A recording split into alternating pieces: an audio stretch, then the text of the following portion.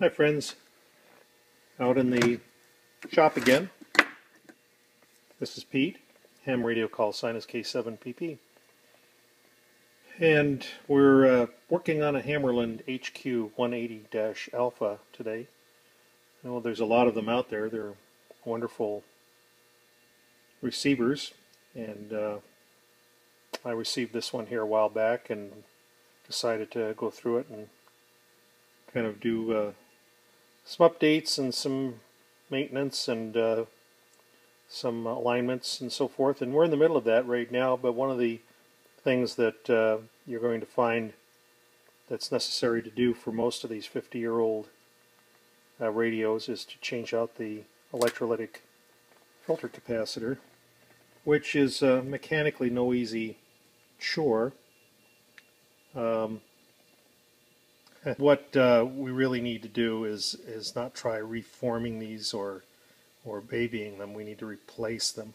You don't want to start a fire in your house or damage a transformer or any number of horrible things that these canned electrolytic capacitors can do to your radio. So replace it, get rid of it, and get another one. Now be careful when you replace these things that you don't buy another 50-year-old capacitor. Lots of places that you can find on the net that will give you an NOS or new old stock capacitor and never been used, and you know they're right, but it's still 50 years old, and you really want to be putting that in your radio. You might as well stick with the one you got.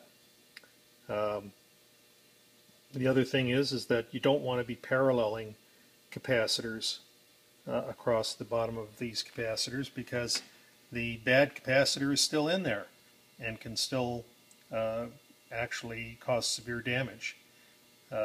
Short circuits don't happen that often. Rather, what happens is they start to go bad by causing more and more current to be drawn, and the capacitor gets hot, and the transformer and the rectifiers all try and keep up with it, and eventually you end up with a smoke transformer, a smoke rectifier, any number of things. Oh, and then the fuse pops. So again, get rid of it. Now you can go on the net and you can go to some of these outfits that have these things remanufactured. You can find them on the net, and make sure that it's a new remanufactured device. Don't be buying stuff that's new old stock, and then you'll be probably pretty safe. A lot of the places that deal with guitar amplifiers and so forth that still use tubes, that's the place to look. Okay, let me quit babbling and get in here and show you what we're doing. I really find it easier to just go in and clip the wires right off of the lugs here, and actually get in there with a pair of needle nose and just snip them off, and draw a little diagram as to where each one goes. I've already done that. There we go. I've got all those snipped off, and I've got my little diagram right here that shows where they go. And the resistor, again, don't forget to hook that back up. And I'm also going to clip off this little resistor that goes between these two posts right here. And if I can't find a new one, I'll reuse this one, but you got to make sure you leave yourself enough slack as you can. And we'll press ahead. Now what's going to be difficult is you'll notice that two of the pins, it's what they call a twist lock, two of the pins are actually soldered, and that presents a little bit of a problem because you have to get the chassis hot enough with your iron to unsolder at least one of these pins. You could break the other one off, but try and unsolder both of them.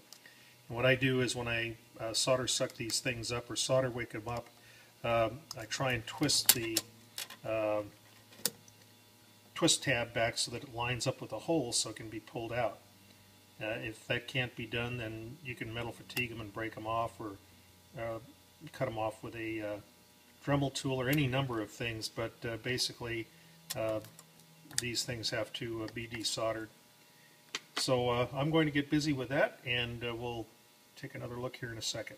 So what to use to desolder? Well, there are a lot of places you can buy these, maybe even Radio Shack, Mauser. I don't know, there's a lot of places online that have desoldering tools. It's basically a bulb that has a Teflon nozzle, and essentially you can just suck the solder up with this device once it gets molten. And after you got that, you need to get yourself a Arnold Schwarzenegger style soldering iron. You're going to need plenty of heat because you have to get the chassis hot. Make sure that you have the wires pushed out of the way so you don't burn the wires. And when this puppy warms up, we'll get in there and melt the solder and remove the excess and see if we can't line up the tabs. While we're waiting for the iron to get hot, you're going to want to take a look at the capacitor. And the way these things are set up, there's a key on the bottom. And what you want to do is match the old key on the bottom with the key on the new one. Easy to find the key. If I'm holding the capacitor like this, you'll notice that the top tab does not have any markings or puncture areas around the bakelite. It's just comes right out of the bakelite or whatever that material is, plastic or whatever. The one to the middle left has got a triangle, and the one to the middle right has got a dome, and the one to the bottom has got a kind of a square. And if you look on the capacitors, you'll see that lo and behold, you have a triangle there, you have a common or whatever, you have or a square, I mean, you have a dome or a D, and that signifies the amount of capacitance in each section. So when you buy your capacitor, try and find something that matches as close as possible to the capacitor that's in there. You can be a little over, sometimes even a tiny bit under, but nonetheless make sure that you hook the wires up to the corresponding area of the capacitor on the bottom. In other words, match up what's in there with what's here and determine where you're going to solder those wires when you're done. Okay, I've got the capacitor out, as you can see, and the slots for the tabs are open, and all I have to do is slip the other one back in, and there it is. Now, one of the things I'm going to do here is I'm only going to twist lock one of the capacitors, and I'll solder the rest. And the reason for that is the next poor boob that comes in here is not going to have as much of a problem as I did pulling this thing out. So do the next guy a courtesy. Might be 50 more years, but hey, you never know, this thing might still be around. And there we go. Voila. Capacitor is in place and ready to get wired up. Okay, we've got everything wired back up and double checked, so I'm going to flip this thing over and we'll put some power on it and see what we get. Okay, we got power on it, everything works great, and guess what, not a lick of hum, not even a smidgen. Boy, that's great. And best of all, I've got the thing set right now on 1.8 megahertz, bottom of the 160 meter band, and we come up to the signal generator, and we're looking at 0.25 microvolts. 0.1 times whatever's on the screen. Yeah. That's 0.25, and that's a good signal. And looks like all the filters are working. We've got the BFO on, and there's upper sideband.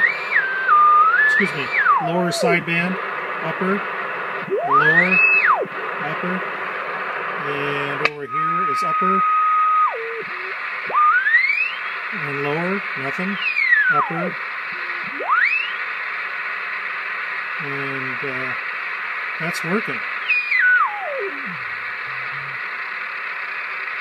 Very nice. Okay, looks like we're in good shape and we're ready to do the RF alignment, and we'll commence that on another video. But For right now, our filter capacitor is in, power supply is working perfectly, and I didn't bark my knuckles this time, so looking pretty good.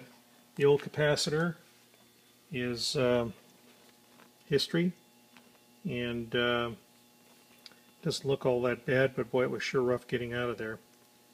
No wonder people put capacitors across the jumpers or jumper external capacitors, because man, these puppies are hard to get out.